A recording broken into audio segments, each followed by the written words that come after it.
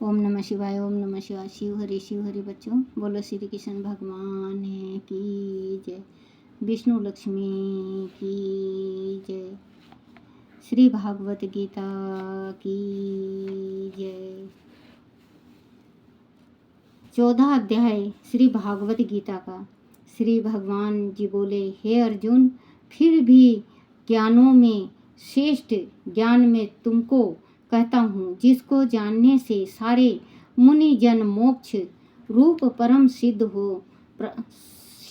को प्राप्त हुए हैं। इस ज्ञान की सहायता से मेरे स्वरूप को प्राप्त हुए लोग सृष्टि के समान जन्मते नहीं और प्रलय काल में कष्ट नहीं पाते। हे अर्जुन, परम ब्रह्मा मेरी योनि है। मैं उसमें गर्भ को रखता हूँ और उसमें भूतों की उत्पत्ति होती है। हे कुंते, सब गर्भों में जो विभूतियाँ उत्पन्न होती हैं, उनका उत्पत्ति स्थान प्रकृति है और मैं बीज देने वाला पिता हूँ। महाभवो प्रकृति से उत्पन्न सत्व, राज और तम तीनों गुण देह में रहने वाले निर्विकार आत्मा को बांध लेते हैं।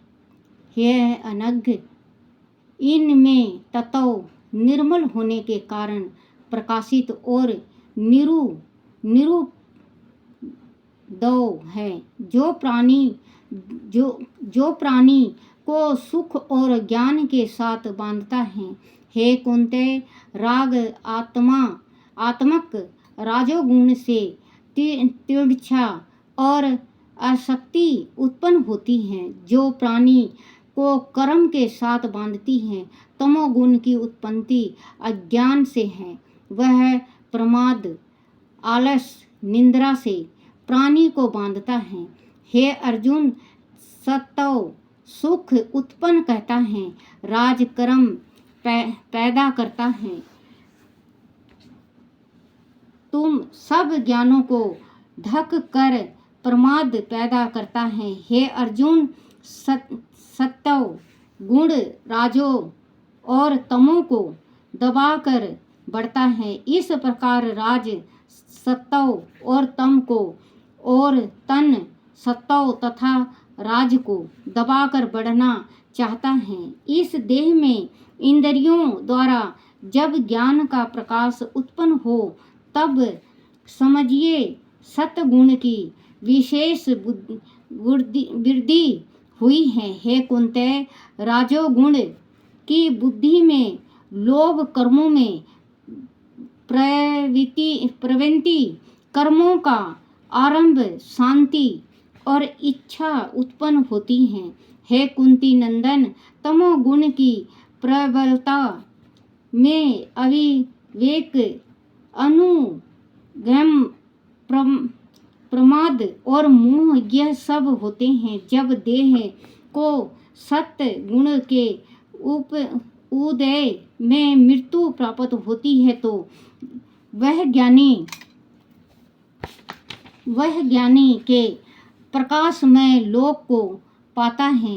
राजगुण के उदय से मरकर कर्मों में आसक्त हुआ मनुष्य जन्म लेता है और तमोगुणों के उत्तम उदय में मरा हुआ मूढ़ योनि में जन्म पाता है। सात्विक पुण्य कर्म का फल भी सात्विक कल्याणकारित होता है। राजसी कर्म का फल दुख और ताम से कर्म का फल ज्ञान से सत्व से ज्ञान उत्पन्न होता है। राज से लोभ तथा तम से प्रमाद, मोह और अज्ञान की उत्पत्ति होती है। सवित पुरुष को उत्तम राज से को मध्य और मध्यम तमसी लोग को नीच गति प्राप्त होती है। जो दृष्टि गुणा से अलग अर्थात निर्गुण साक्षी मात्र आत्मा को जान लेता है, वह मेरे रूप को प्राप्त होता है। जो देह शरीर में उत्पन्न होने वाला सत्व राज तम इन तीनों गुणों को जीत लेता है, वह जन्म मृत्यु बुढ़ापा और रोग से छुटकारा मुक्ति पाता है। अर्जुन ने पूछा, हे विप्रा, कैसे मालूम हो कि अमुक मनुष्य ने तीनों गुणों को पार किया है? उनका क्या वर्ताव है? किन उपायों से वह तीनों गुणों को त्यागता है? हे पांडु, प्रकाश, प्रवृत्ति और मोह होने से जो दुखी न हो और विनती होने से उसकी इच्छा न हो करे, उदासीन मनुष्य के समान जिसको सब दुख समान है और गुणों के कर्म होते ही रहते हैं, वह जानकर जो निश्चित रहता है और कभी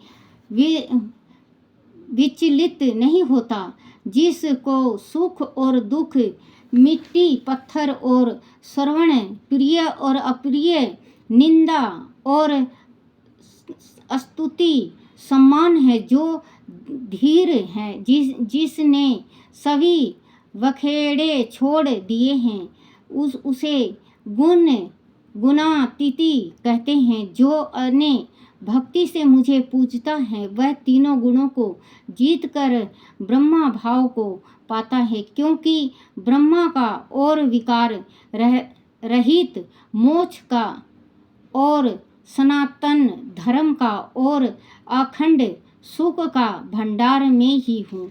बोलो श्री कृष्ण भगवान की जय। बोलो गीता की, भागवत गीता की जय। भागवत गीता 14 अध्याय महात्म। श्री नारायण जी बोले, हे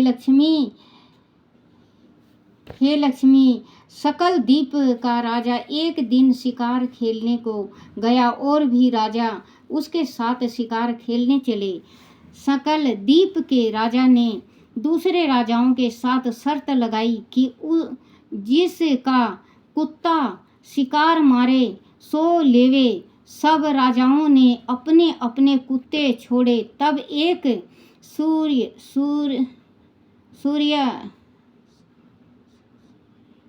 सुसिया निकला, उसके पीछे कुत्ते दौड़े। सुसिया दूर निकल गया और कुत्ते पीछे रहे। सकल द्वीप ने राजा के कुत्ते ने सुसा को पकड़ा। लोगों ने शेर किया तो कुत्ता दूषित हो गया और सुसिया फिर भागा। कुत्ते के दांत सुसिया को लगे थे। रुधिर टपकता जाए, सुसिया भागा जाए और कुत्ते पीछे रह गए। भागते भागते वन में एक कच्चा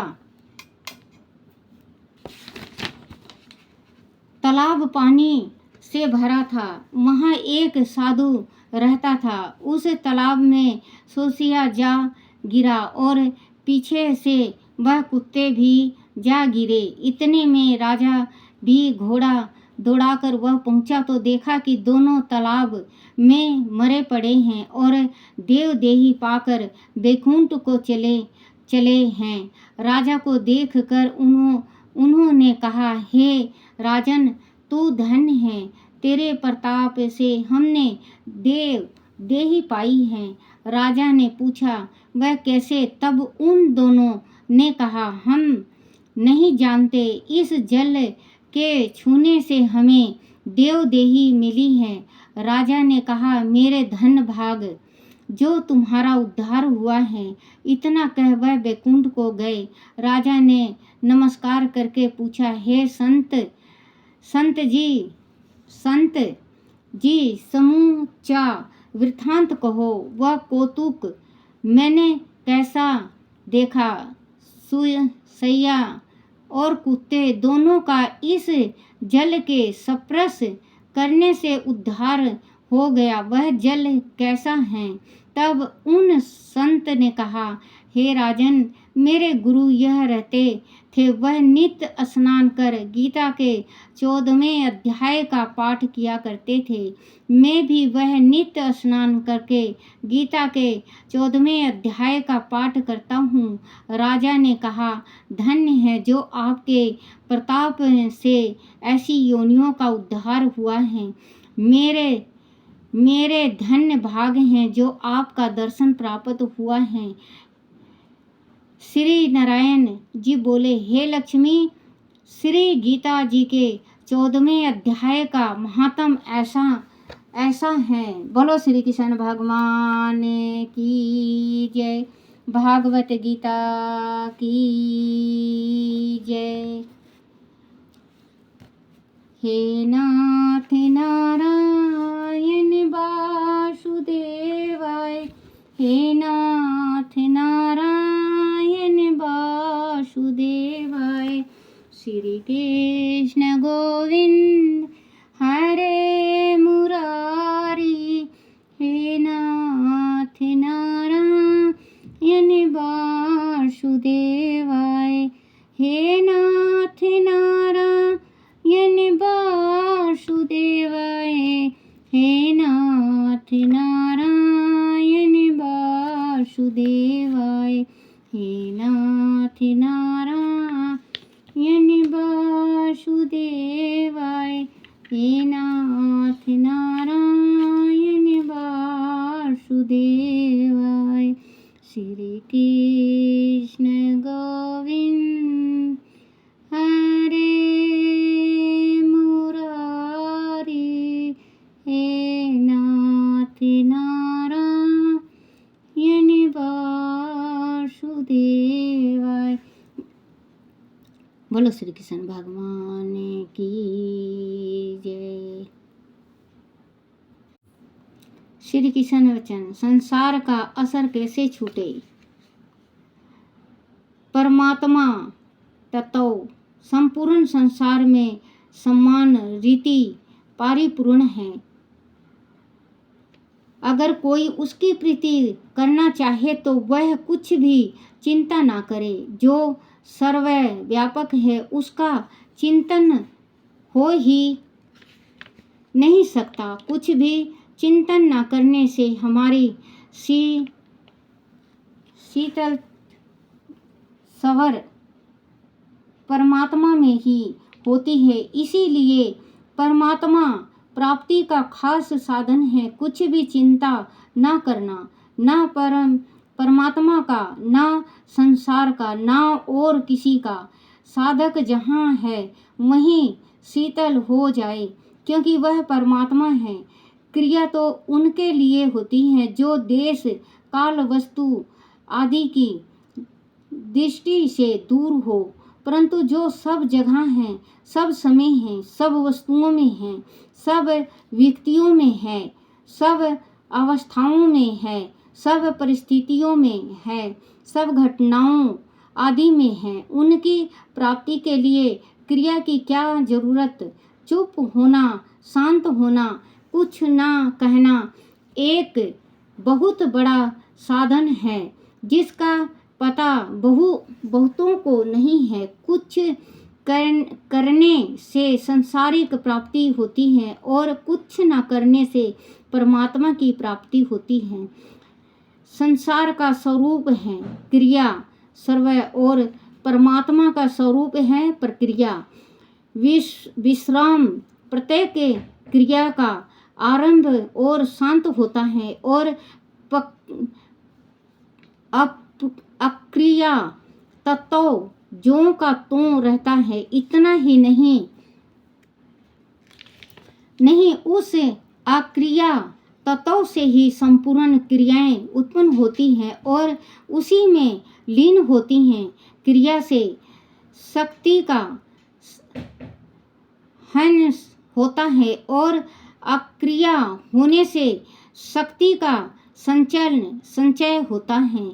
इसीलिए साधक प्रत्येक क्रिया से पहले और क्रिया के अंत में शांत चित्त रहित हो जाएं। पहले शांत होकर सुनेगा तो सुनी हुई बात विशेष समझ में आएगी। पढ़ेगा तो पढ़ी हुई बात विशेष समझ में आएगी। शांत में शांत होने से सुनी हुई यह पढ़ी हुई बातों को धारण करने की शक्ति आएगी।